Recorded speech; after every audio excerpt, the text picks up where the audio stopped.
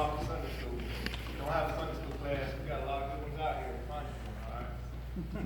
That's my invitation. God, I was raised in a Christian home. I learned Bible stories from an early age. I got saved when I believe I was in second grade. So long ago, I'm in first grade. I was not that tall. I grew up in a special church. It was an awesome church. I see some of y'all's faces from that church. Some of y'all remember me when I was that tall. You can feel God's presence in that place. The people there, the pastor there. And when I got a little bit older and joined the youth group, man, we had an awesome youth group. Awesome. We held each other accountable. Man, we were so strong. We had Bible studies on our own. We didn't have the youth leaders that did it. We did it on our own. We were in high school, and we met on weeknights and stuff and had Bible study. Between home, between church, it was definitely a good environment to develop the habits to be a strong Christian. But now I graduated high school, went off to college. I stayed at home because I was at UNCP right down the road. Then I was working full time. I was going to college full time. I got married full time. You don't have a lot of time. Now you don't go to school on Sunday, but I had to work on Sunday. So there's a lot of Sundays I didn't go to church. My workplace wasn't a Christian environment for sure. It wasn't a place that you want your kids to work at. At a pizza restaurant. Friends I had from youth, they were all went off to college. They all went out. They had their own lives, so we weren't there to support each other as much anymore. Don't keep in touch anymore. Life happens. So between work, between school, didn't have time for church anymore either. I drifted away. Didn't happen overnight. Complacency after it set in. That's what happens sometimes. If it doesn't happen, I'm just going to quit going to church. It don't happen like that. But finally, in 2006, long after I should have graduated, I finally got my academic life straight. And I did graduate. A little bit less than a year later, I became a teacher. Now I have my time back. Y'all teachers. Teachers complain. Teachers got a lot of time. We only have to work 190 days a year, and that's one. Amen. Well, I had time for church. I had time for God. But by that point in time, I was so complacent and I didn't care. I still slept in a lot of Sundays. I went to church. I slept in. I went. Sat in service. Pulled out my phone. Get off Kindle while the preacher was preaching. And I started reading. I didn't care anymore. I was still a Christian, but I was definitely a lazy Christian. Now, throughout all this time, I had a Sunday school teacher. Never gave up on me. Every time I saw my wife, he'd say, we're here for you. We miss you in Sunday school. Never gave up. Finally, in early 2012, maybe it's 2013, something started to click. Maybe it's when my boy child was born. I don't know what it was. Something started to click, so I started going back to Sunday school. And most of the time, I stayed from preaching too, even if I still wasn't paying attention in the service. But Sunday school it was important. This is things happened in that church, and the youth program started to die. And even though I was complacent about going to church, I wanted my kids to always make sure they were there. I wanted them to always be there.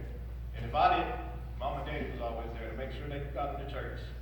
So if you ever see on Sunday mornings my kids getting out of the van with my mom and daddy instead of me, that's why. It's just an old habit. Because they'd always make sure that they were at church every Sunday, whether I was there or not. So I guess that's they don't need to come take them to church anymore. It's a habit. It still happens. I just want to make sure my kids are always in church. I want to make sure that they had what I had when I was growing up in a strong Christian group to support them. When that youth group started dying, they got invited to come to the youth group out here. And they loved it. Every minute they want to start coming out here to church and everything. And I wasn't that big a fan of switching churches. You comfortable where you are, even if you're complacent. I love my Sunday school class. I didn't want to leave. But Sunday in June, we left our Sunday school class early. We rode over here.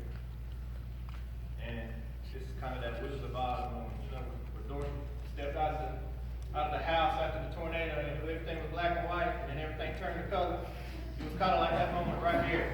When I got here, I came in that door right there, the very last minute, I sat right about there.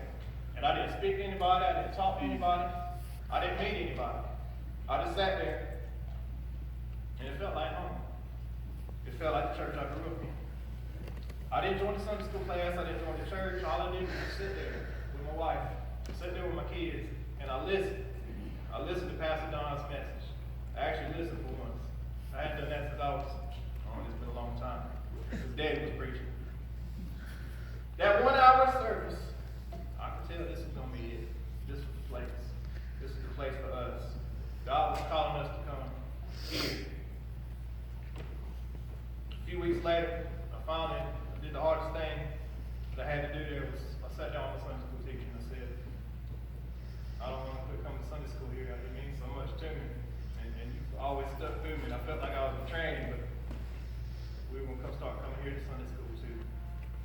And I know he was sad, but he wasn't upset. He knows. It was about me and my relationship with God. It's more important than what Sunday school class I went to. So then, very next week, we joined the Sunday school class, Craig Davis' class.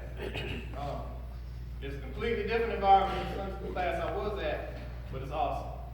So if you don't have a good Sunday school class, or you don't come to Sunday school, I'm going to invite y'all to Craig Davis' Sunday school class. We meet upstairs over in the old sanctuary every Sunday. Craig pours out his heart every week with a lesson. He's passionate about everything he tells us. Everybody in that class is awesome. We met this past week at Meek Cedars. We almost filled up that whole front room. We had a crowd. It was great. Coming here was a fresh start for me. It was a fresh start for family. Like I said, I actually listen to service now. I pay attention to Brother Don. I actually sing the hymns. Well, I used to sit there. How many of y'all fellas, be honest now? Stand up and sing. Move your mouth, but you don't sing. You know, I started singing when I was coming here. I don't know if it's a joyful noise, but it's a noise. I try. I'm here every week I can. I got drafted to be a part-time Sunday school teacher, 3rd through 5th grade. It's been great. And then, I got drafted to lead the open assembly every Sunday morning, 9:45. And somebody told me 5 years ago I was going to be doing that. I told you what I was showing mine. But here I am doing it every week. This church will put you to work if you let them know. That's a good thing. That's an awesome thing. Don't turn them down. Because everything that I've done has made me a stronger Christian. I feel a lot closer to the Lord than I have in years due to being a part of this church. And that's because of you, all of you. This church is special. Craig told me one time in Sunday school, when I first started coming out here, he says, and it stuck with me, if your relationship with Jesus was like riding in the car with him, where in the car would you be? Would you be riding shotgun? Would you be in the back seat? Would you be even in the car at all? God never turned my back on the Lord or anything. I was always going the same direction. I don't know if I was even in the car with him. If there was a trailer on the back, I was holding on to the back of that trailer for dear life. But because of this church, because of y'all, I'm back in the car with Jesus. I might not be riding shotgun. I'm not perfect. Well, none of us are. My wife can tell you I'm not perfect. I'm back in the car with Jesus. Might not be shotgun, but at least I'm there. I've got the AC turned on. We ride cool. That's because of this church. So my point is, don't ever take this church for granted. Don't ever take this place for granted, because you don't know how special it is. 1 Peter chapter 4, verses 7 and 8 says, everything in the world is about to be wrapped up, so take nothing for granted. Stay wide awake in prayer. Most of all, love each other